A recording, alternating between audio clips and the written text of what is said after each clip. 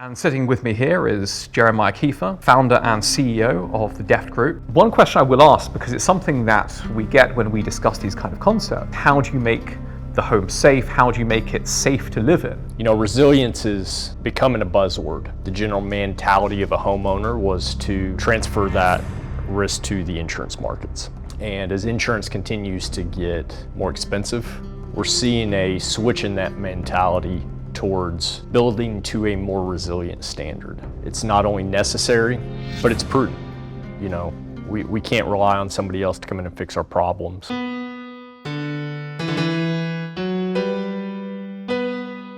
I'm Lucas Hamilton-Eddy, and I have the pleasure of speaking to you today from one of our recent projects designed by Larry E. Border Architects and built by Pencil Point Construction. And sitting with me here is Jeremiah Kiefer, founder and CEO of the Deft Group. Jeremiah, it's wonderful to have you here. And today we're going to be talking about resilience. And resilience, in short, is how we build our homes stronger, safer, and ultimately more resilient to whatever the world might throw at them. Jeremiah, we've known each other a long time, but tell us a little bit about how you became involved in this world. Sure. Thanks for having me, first and foremost, Lucas. And I appreciate the tour. It's a beautiful home. I love the historical feel to it. As Lucas pointed out, I'm founder, CEO of Deft Group. Deft Group is a unique company that has continued to pivot away from, working directly with insurance carriers to working more with property owners and contractors to be more resilient. Mm-hmm. We do that through our risk management arm of our company. Resilience is becoming a buzzword. I think even 5 years ago, the general mentality of a homeowner was to, instead of predicting and preventing and making a home able to stand up to time in the elements, it was transfer that risk to the insurance markets. And as insurance continues to get more expensive, coverages continue to get more limited, we're seeing a switch in that mentality towards building to a more resilient standard. And I appreciate your company's interest in being a front runner in that space. I think it'll ultimately win the day. It's not only necessary, but it's prudent. We can't rely on somebody else to come in and fix our problems. Let's make our home absolutely as fortified as possible. And whatever's left as far as achieving that risk tolerance, then we'll start bringing insurance back into the equation. And it's absolutely something that more and more we're thinking about in the design phase, and thinking about how do we build it in right at the beginning, so it's not a case of something happens and then you're going back retrospectively and trying to put it in. It's already baked into the product, and it just goes hand in hand with high quality design, high quality construction, but also a high quality of risk resilience right from the very beginning. Risk management historically has been an exercise in waiting for a terrible event to occur, analyzing that event that just occurred, and then coming up with solutions to keep that event from occurring in the future. And a lot of our efforts go into, strategizing, often using more modern technologies to prevent that loss from ever occurring, to begin with. And I think that's exactly what we can do with, your firm's new build. And let's take the average design where most things are focused on aesthetics and price to some degree, and figure out, how we can control the longevity of the home, the resilience of the home through installations during the original design, development, construction, of said home. Jeremiah, we're in the business of intergenerational homes. And what I really like about your approach is that it is pushing us to be even better. And it's pushing us to be stronger and pushing us to build homes that both are going to last longer in the actual life of the property, but they're going to create greater peace of mind with the people who ultimately come to live here. Sure. One question I will ask, because it's something that we get when we discuss these kind of concepts, because really what we're talking about is how do you make the home safe? How do you make it safe to live in? And people will say, well, is that not what building codes are for? What would you say about that? Building codes vary widely, first and foremost, Lucas. It really depends on the jurisdiction. You know, here in University Park, Highland Park, you're obviously going to have a higher standard that is more policed by code enforcement. Basically anywhere in the United States has a playbook set forth by International Building Code.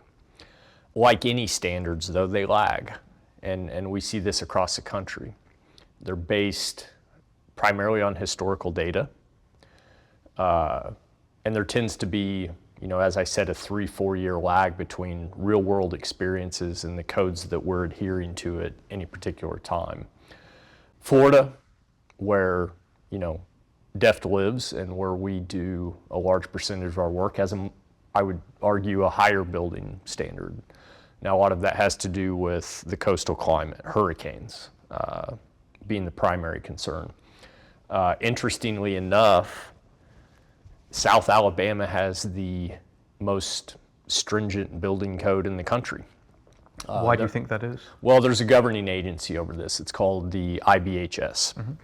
IBHS has dedicated the last 15, 20 years, definitely, and preceding that, towards testing, determining more fortified measures to build to, and then working directly with, you know, anything from politicians to developers to local builders to elevate that building standard to a higher level. Look, it all comes down to money at the end of the day, right? It's one thing that we want to build our beautiful dream home, but cost is always an element. Absolutely. So, you know, building to a higher standard obviously comes with a cost. The IBHS was early to get into coastal Alabama and work with the politicians, work with the developers, work with the builders to convince them, look, if you build to this higher standard, number one, you're going to be able to pass that cost on to the eventual buyer. And the way that you're able to do that is to show them a reduction in their cost over time. So while they may spend anywhere from 5 to 15% more for that home on the front end, over time they're going to have reductions in insurance costs. They're going to have reductions in costs associated with general repairs, general recovery, should they have a storm event, should they have a water loss, as well as the retained value and equity in the home. For me, really, the building code represents the very minimum standards. When we're building homes like this, we should be far exceeding that. I couldn't agree more, Lucas. And this kind of gets to the core of, you know, Deft's mission and vision, especially with the type of homes that you all build for the clientele that you build for. It should be an afterthought. You're trying to construct the finest piece of architecture, the most resilient piece of architecture to withstand, you know, the test of time. So whether it's code enforcement, whether it's insurability, it should be, you know, secondary. Jeremiah, you mentioned insurability.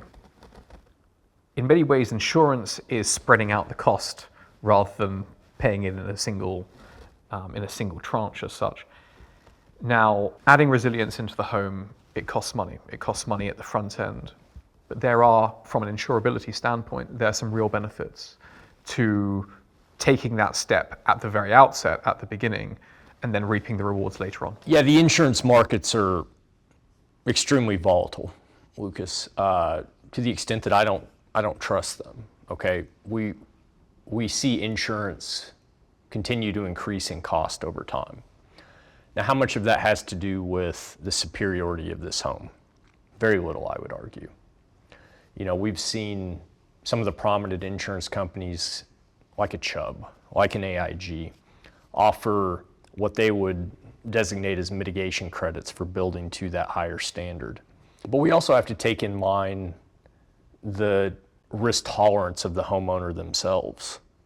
In that, if I was purchasing this beautiful home, I would much rather know that we've checked that box. We've taken care of ourselves, so we're not so reliant on that volatile insurance market. Homeowners insurance is going to continue to go up and to the right. We're in a temporary lull, I think. The global financial markets are fairly sound. But especially severe convective storms in the Texas market are on the increase. So would it be fair to say that through building resilience into the home, you are unshackling yourself to a degree from the insurance market? Yeah, I would go as far as to say that if I purchase this home, Lucas, knowing that it has a tank of a roof, knowing that we've considered, fail safes for water leaks, wind, hail, I would buy as minimum insurance as I could. What are we actually paying for? As premiums get higher, as deductibles and coverage, to use your word, continue to shackle us, I would much prefer to invest in a more resilient standard at the time of, development and construction, as opposed to retaining that risk and then having to outsource it to the markets at a premium. And then also thinking about it's more than just having lower insurance premiums. It's also just the peace of mind. It's the peace of mind. As a homeowner, because even if you have a weather event, if the house does flood, or you have wind damage, hail damage, etc., it's just the pain of having to put it all right. It's not being in your house. Correct. It's having to have workmen in the house. It's tiring, it's exhausting. It's a fundamentally miserable process. It's one of the things that really pains me, especially with elderly owners. This is their dream home. This is the culmination of their life's work. And we end up in situations where they do have severe losses, whether that's a hurricane, whether that's a major water line ruptured on our top floor. And seeing these folks have to go through months, if not years, battling their insurance company in some cases. In a perfect scenario, getting paid in a timely manner, but then the cost of actual reconstruction while they're living in a hotel for 18 months. They have limited time left on this planet. I would probably want to be in, the home that was my dream, why I worked so hard over the years. So yes, cost is a huge element to it, whether that's the investment that you put in up front for resiliency, whether that's the investment in protecting your asset through risk transfer to the insurance markets. The peace of mind is probably more valuable than any of that at the end of the day, by knowing that you checked those boxes up front. You invested that additional 5% in this home. And I, for one, am going to sleep a lot better knowing that I'm master of my own domain, if you will. Absolutely. So we've talked a lot about the why. I'm really interested to learn the how, the actual details as to what we are going to strengthen, what we're going to improve. Starting from the bottom, thinking about foundation. What are your thoughts in respect of that? Any home resilience starts with its frame, right? Whether it's the roof, the walls, obviously the foundation. Texas is interesting when it comes to foundations. The state largely sits on expansive clay soils, and what that means is they have a tendency to shrink and expand. You also have rather extreme climate shifts here. In the winter, we see days, if not weeks, of freezing conditions, and then in the summer, it's going to be 100 plus degrees, and with that comes expansion and contraction, which leads to cracks. Cracks obviously aren't a good thing in a foundation. So, especially in the type of homes that you all design, I think that there's best, average, and subpar when it comes to foundation materials, and I'm going to focus on best. That's going to be a post-tension slab. Alternative to that would be post and beam construction. And we generally do pier and beam. Okay. That is what we generally do for two reasons.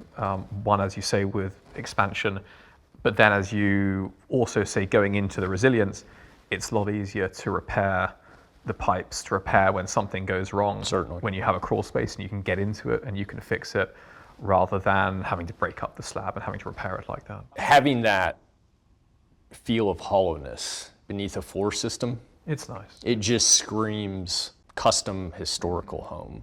Right? When I walked in today, my first question was, That's I think, right. was is the floor on a sleeper system? Because the sound was excellent. We like to hear that little bit of a hollow Yep. feel beneath.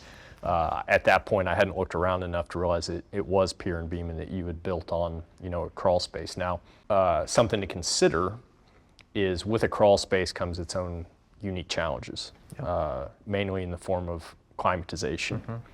And there's going to be a decision to be made as to whether we fully control the climate within the crawl space or whether we design it to let natural airflow do that job for us. But completely agree with you as far as accessibility to the pier and beam system with crawl spaces is phenomenal. So we've thought about the foundation. Let's go from the bottom to the top. Give me your thoughts on the roof. Speaking to the roof covering itself, especially in the type of homes that your firm designs, I think that tile is probably desired. We use a mix. This house has a handmade barrel clay tile roof. We use a lot of slate. And even with slates, one of the things that I tell our clients is to invest in thicker slate. There's thinner, I think it's Salamanca slates, which I believe comes from China. And I see it as a false economy because you can get slate in different thicknesses. The thicker the slate, the more resistant it's going to be to hail. We live in a hail-prone area. So absolutely thinking about what the roof covering is. Lead-coated copper and a standing seam metal roof as well is something we'll use. So we really do try and advise our clients to invest in the roof, both for the aesthetic reasons and both for the resilience reasons. Well, and the cost to maintain and replace is significant. Absolutely. And I would agree with your assessment. Tile is a very resilient product, so is standing seam metal. And slate uniquely not only checks the box from a wind resistance perspective, but it's also the most resilient to lightning strike. That's right.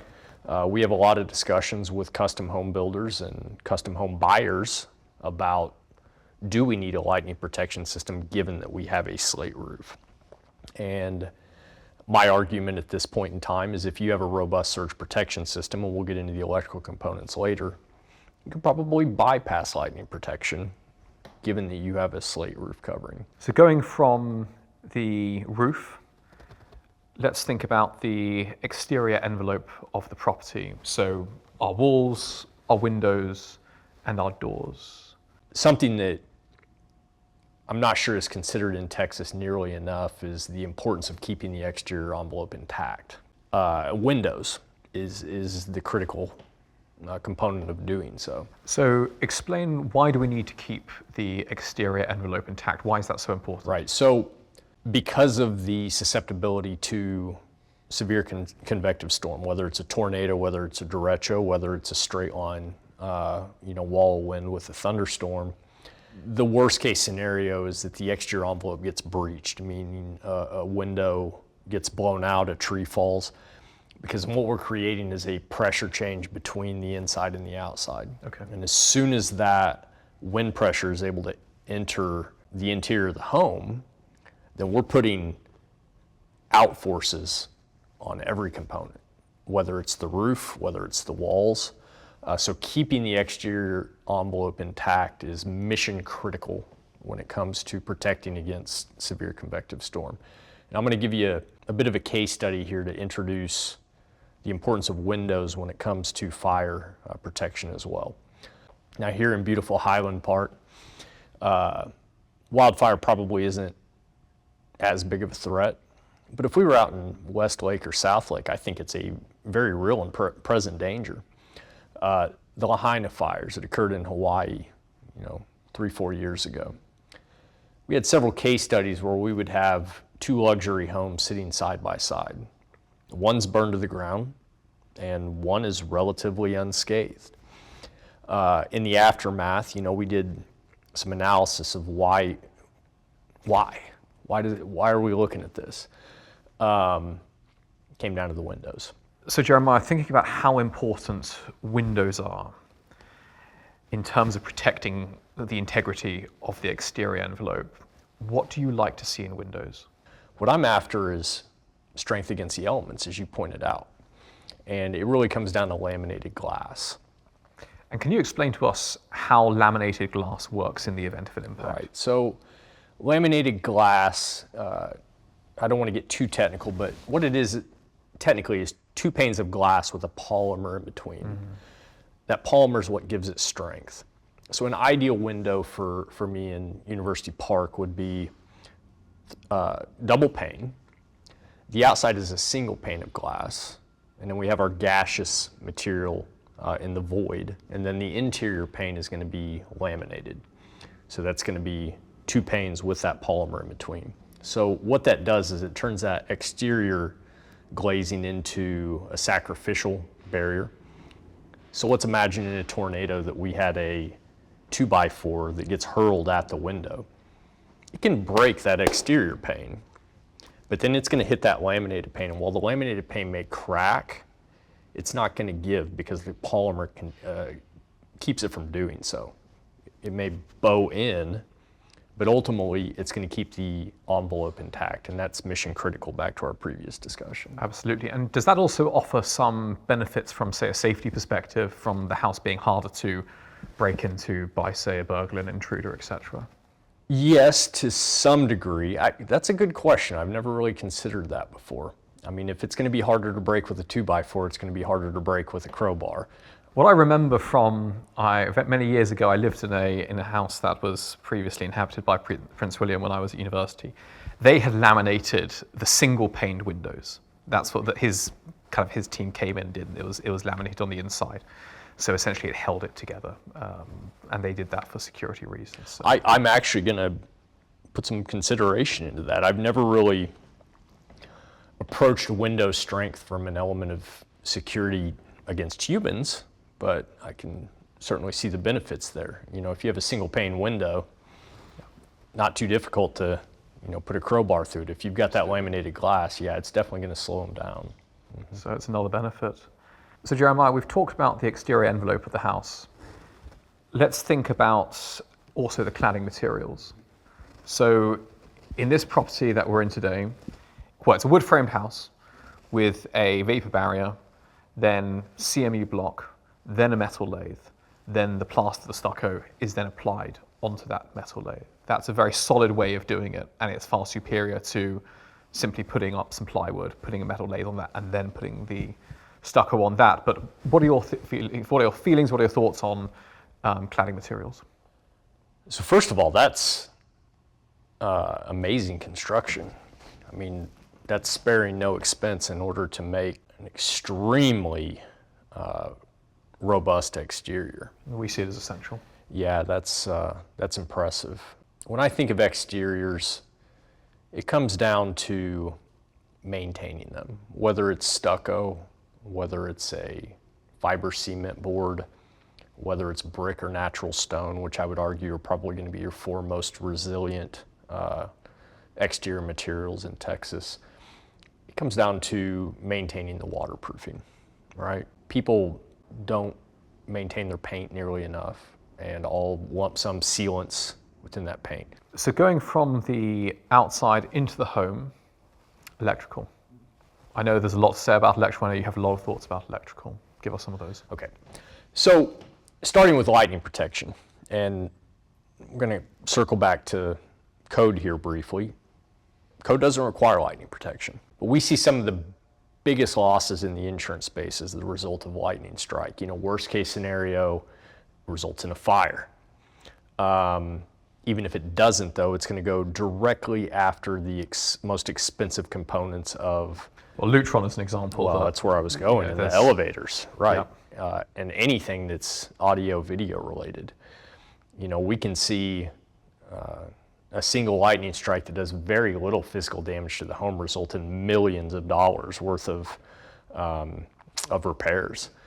So I realize that lightning protection is not going to be as prevalent in the residential space as it might be in some of the commercial towers that we work with. But I can also tell you that I see a lot of chimneys blowing off of these homes over time, whether it's in Texas or Louisiana, Alabama, Mississippi. If nothing else, a lightning rod on the highest point of the home. And we also have to consider, the geographical location relative to other structures. If we're constructing a home on a golf course where our nearest neighbor's a half a mile away, we're 3-4 stories by the time we get to the top of that chimney, well, that's lightning's target. Okay, so in that type of a scenario, I would want a lightning rod attached to that chimney that will carry that current, to the ground through grounding, proper grounding. But I think surge protection is going to be more important for the majority of this construction. And we like to see whole house systems. It's one thing to protect, the key mechanical and electrical systems of the home, but it's another thing to have that all integrated to protect the home at once. So I think investing in surge protection is probably going to be a lot more relevant to the discussion than lightning protection outside of that scenario where we have a relatively isolated structure that is going to be the target if we do have a lightning storm. So staying on electricity, but let's talk about electric cars and the risks that also come from stored electricity in the home, because you have the electric vehicles increasingly being stored in houses, and you also have power cells in lieu of generators, and again, more stored power. That brings its own risks. Tell us about some of those. This one's near and dear to me, as you know. I've basically been on a national speaking circuit for the last 2 years over electrical infrastructure and safety. My background in this is we triage all these major storm events, especially hurricanes, large tornadoes, and have for several years. And back in 2022, when we had electric vehicles really becoming prevalent, we helicoptered into Captiva and Sanibel Island in Florida and watched several houses burn to the ground. And at that point, we honestly did not know what we were observing. In the aftermath, when we were able to, unpack the situation, we realized that it had to do with the interaction between storm surge and the lithium-ion batteries in an electric vehicle. It's not the car itself that we're concerned with, it's actually the lithium-ion battery pack. And you astutely pointed out that we're starting to see lithium-ion battery technology in backup, electrical backup for homes. The two things don't get along. Mm-hmm. Now, translating that to a Texas environment, 60 to 70% of electric vehicle fires are the result of exposure to the elements. But the other 30-40% has to do with manufacturing default or physical damage to the battery itself. So considering the risk from electric vehicles and the fact that they are becoming more prevalent, how do we mitigate? It's a tough one in a lot of residential construction because it simply comes down to electrical and fire suppression. An EV charger is an appliance. If it's properly installed in the garage, you shouldn't have any issues with it. But electric vehicle chargers are also unique. Okay, there's a number of different agencies that certify electricians to work specifically with EV chargers. So starting there, we want to make sure that we have the right person for the right job. Once that electric vehicle charger is installed, it comes down to fire suppression. And often in residential construction, we don't have sprinkler systems in homes. Generally in ours, you do, simply because by code we have to put them in over a certain size. Phenomenal. But tell me, and I know you know the number, What do you need in terms of gallons to extinguish your average electric vehicle fire? It surprises people, but if you have a gas-powered vehicle catch on fire, it takes about a fire truck worth of water, 2,000 gallons. An electric vehicle is 7 to 8 times that. You're talking 15 to 20,000 gallons of water in order to extinguish one of those fires. And water is really the only way to do it. Interesting. So back to the sprinkler system comment, I would want to upgrade the fire suppression within the garage.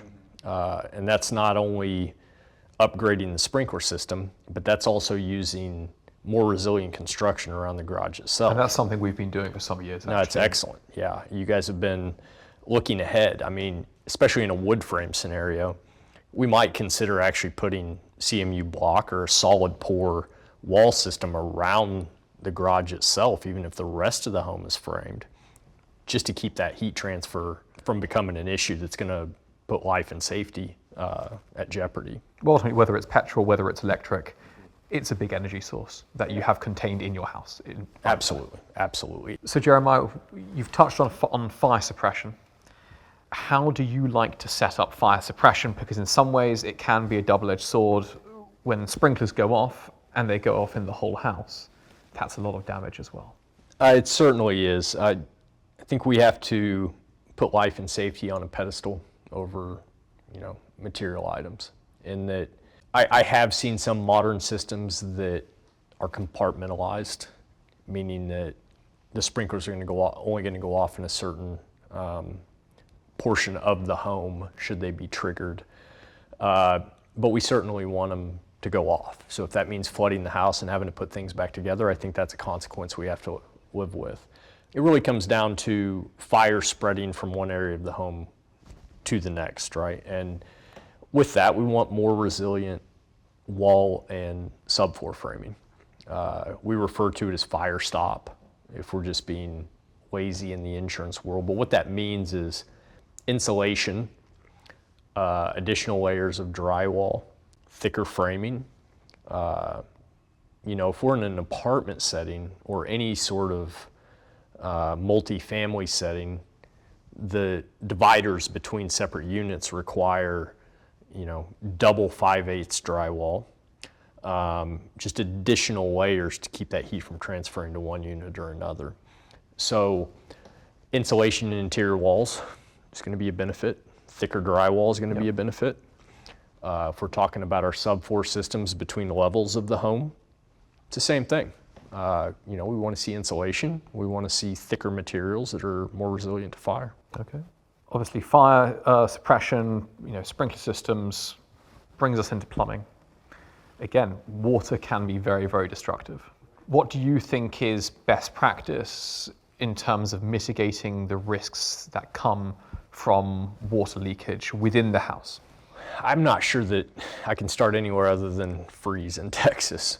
I mean, we saw one of the most catastrophic insurance events ever. Was it 2021, I think? Yep. Yeah, with Winter Storm Uri. And this is something we're seeing more frequently. We're getting these Arctic blasts coming down here in the south where we'll go 3-4 days of below freezing.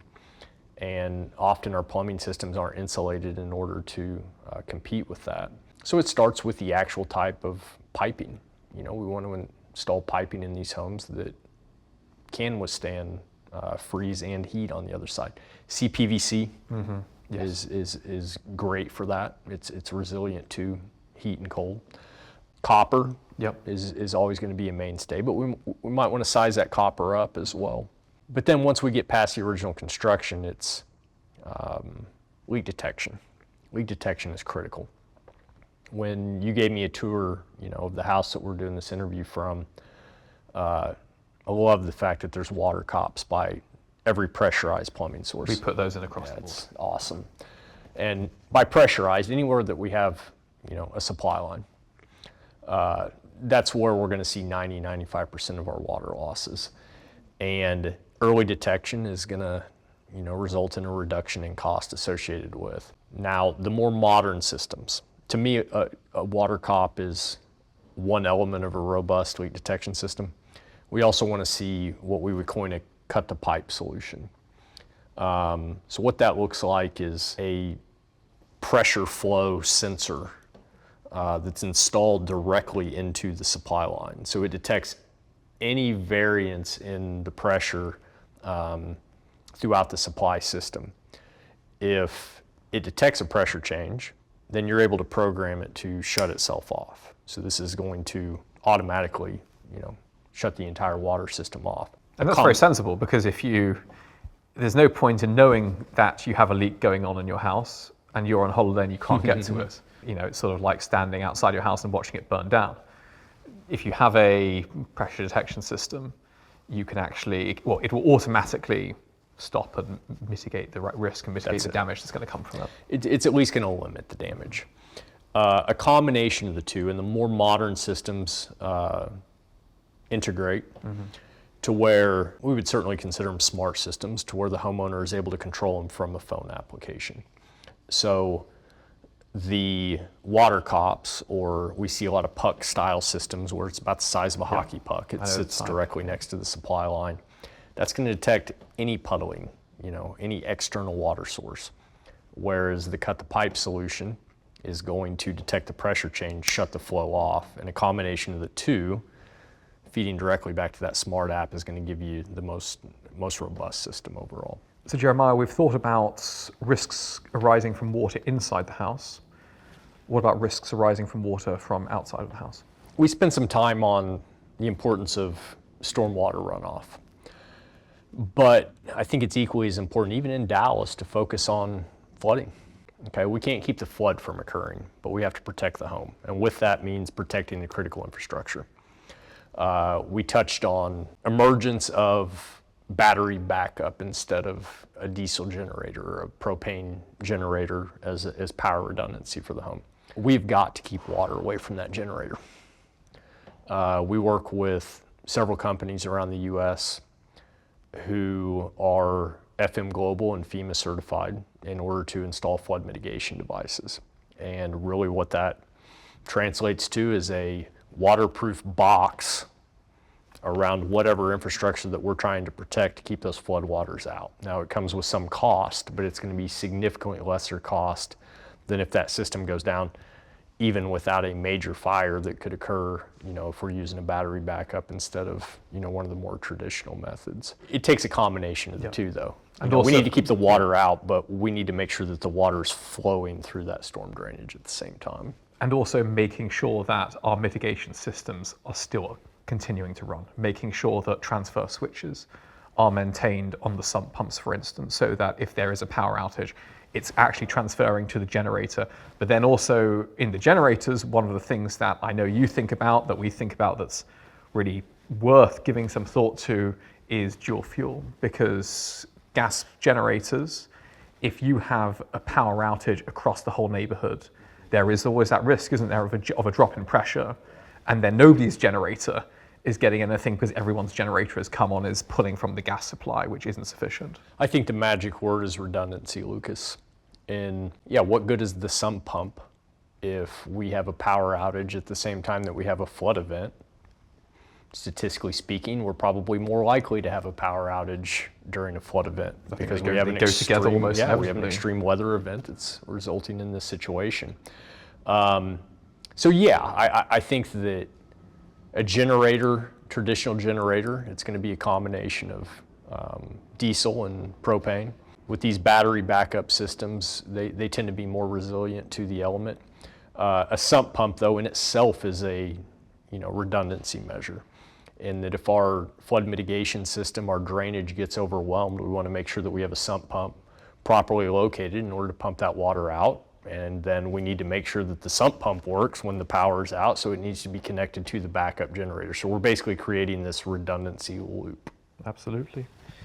Coming to HVAC, heating, air conditioning, what can we add in there? How can we think about that to create the greatest amount of resilience in the home? Well, HVAC, a primary component is piping. And we covered the threat of freeze to our normal plumbing systems earlier. So that all applies to HVAC. We need to make sure that we're protecting this piping with proper insulation. Condensation line backups are far too frequent, though. There's a lot of plumbing companies that put food on their table through coming and cleaning out these condensation lines once, twice a year. There is some modern technology that will, I would go as far as to say, eliminate condensation line backups from ever occurring again. Tell us about that. Yeah, it's a botanical product, and it's been around for several years. COVID accelerated its adoption. You know, we had people running around spraying down schools and airplanes and everything else every single night. How can we forget? They learned what these chemicals can actually do as a byproduct.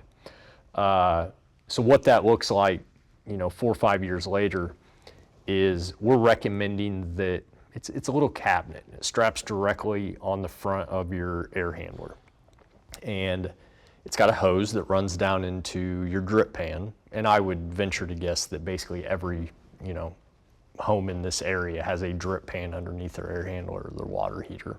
But what it does is it's a botanical solution, and it kills the biofilm with just 1 squirt a day forever.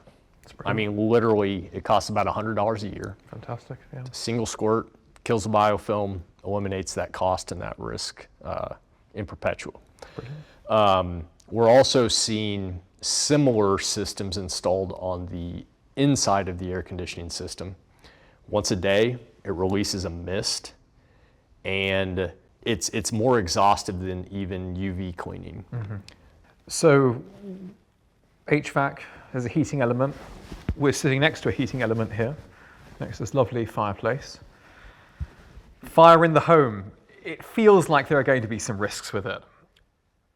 Tell us about some of the risks, and tell us about some of the risk mitigation that you can undertake to keep the fire where it should be and not from spreading. Yeah, fireplaces terrify me, Lucas. Okay. Some of the largest losses that we ever contend with are the result of fireplaces. Quick anecdote, we had a family, in the New Orleans market, just built a new home. This goes back 3 or 4 years ago. And I kid you not, they were literally opening up presents on Christmas Day. They had a fireplace in their main living room, and then they had a den that was just off of that living room. This is a perfect Christmas. Yeah, they've got the fireplace going, new home, got the everybody Christmas settled tree, in. the children are opening the presents. What happens then? So the husband went as far as to go fire up the outside fireplace, knowing they were going to be another 30, 45 minutes opening presents, and they want to go out and have hot cocoa. It's kind of a enclosed outdoor area, if you will. Well, they started seeing smoke billow about 20 minutes later, and it had to do with the fire box construction of the outside fireplace, and it pretty much burned the house to the ground. And this was probably a year-old home at that point. It was a construction defect. They had used that fireplace several times in the past, but what you end up, if you have faulty construction of the firebox or the flue or even the chimney framing, is each time you start a fire, it's charring that wood that is exposed. And once wood chars to a certain point, it will eventually ignite. It was just a really bad day, a really unfortunate situation that it happened on Christmas Day and that. So the fireplace has 3 weak components. The firebox that's directly around, the main opening. We've got to eliminate gaps. Often when we're doing analysis after a fire's occurred, we're going to have anything from a 1/2 inch to a 2-inch gap somewhere around that enclosure. And if heat can transfer through that exposure, it's simply going to get to a wood element that will char a little more, a little more, a little more until it eventually ignites. Okay. Flue liners are extremely important, both in maintenance and in design. I think that I would go as far as to say the number one cause of fires involving flue liners have to do with creosote buildup. Yes. Right, so similarly, that creosote, it sticks to the walls, it heats up, it's flammable. If you have any exposed wood components, whether it's due to a break in the liner, the firebox, the chimney, then you have an ignition point over time. The way to eliminate that is to have a superior flue liner. So we want the least porous materials possible. I think that gold star standard would be stainless steel. Okay. Right? Yep. Alternatives, though, could be ceramic, porcelain, with as few seams as possible, because anywhere you have a mortar joint, you're going to have that buildup of creosote, which then is adding to the likelihood that we're going to have an issue down the road. And finally, security. Always at the forefront of the homeowner's mind. Again, what sort of things do you like to see? Redundancy.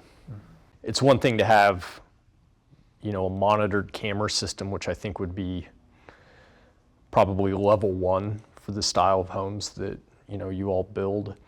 What if we have a storm, right? Electrical goes down, camera system goes down.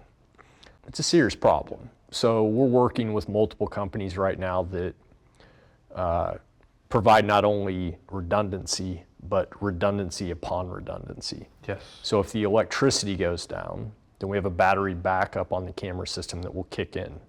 If the battery backup system goes down for whatever reason, then we're tying into the IoT space, where we're using low signal Wi-Fi in order to get enough connectivity to continue to keep it working, make that camera functional.